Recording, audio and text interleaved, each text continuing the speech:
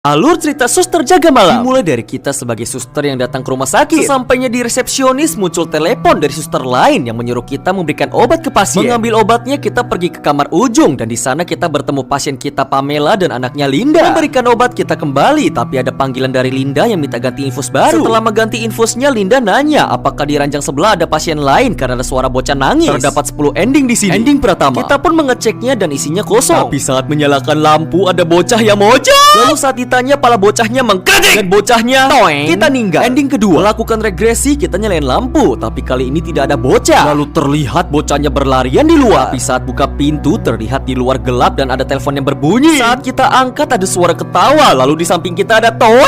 Hey! Ending ketiga, saat buka tirai sebelah, ada toeng yang turu dan ibunya yang menangis. Lalu ending keempat, setelah memberikan obat, Linda memanggil kita karena ada sesuatu yang mengerikan. Saat masuk kamar, terlihat ada jejak saus dan Linda bilang kalau ada yang merangkak ke WC. Saat dicek, ternyata itu Mama Toeng yang menangis. Ending kelima, saat baru datang.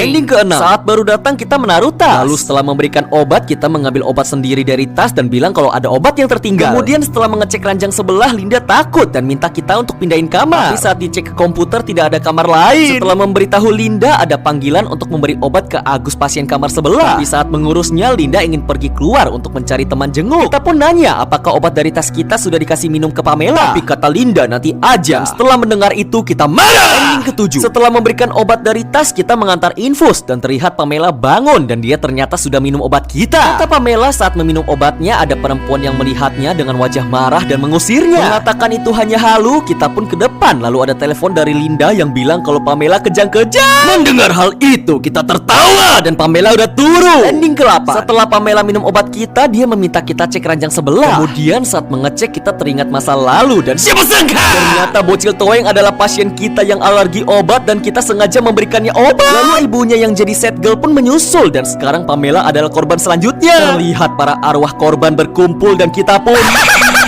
Ending 9, saat awal datang, liftnya tiba-tiba rusak. Kita pun langsung memanggil bantuan, tapi tidak ada yang menjawab. Kemudian liftnya terbuka sedikit, tapi saat mau keluar ada yang menahan kaki kita. Lalu siapa sangka ada Astrid yang menahan. Lalu siapa sangka ada Mama Toeng. Lalu siapa sangka ada Sigit yang nahan pintu. Lalu siapa sangka ada Toeng. Liftnya pun ditutup dan menjadi rusak.